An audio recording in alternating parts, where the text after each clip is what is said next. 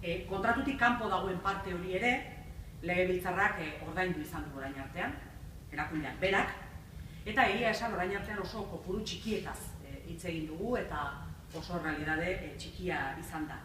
Baina aurten, uda hontan, eta hori da azaltzera gatozena besteak beste, praktika txar batzuk detektatu dira, horrela kalifikatuko genituzke telefonoien erabilean, hau da, baliare publikoen erabilera oker batzuk izan dira, eta telefonikak igorritako faktura horietan ikusi ahal izan da, gure ustez, onartezinak diren gastu volumen batzuk, kontratutik kanpoko parte horretan.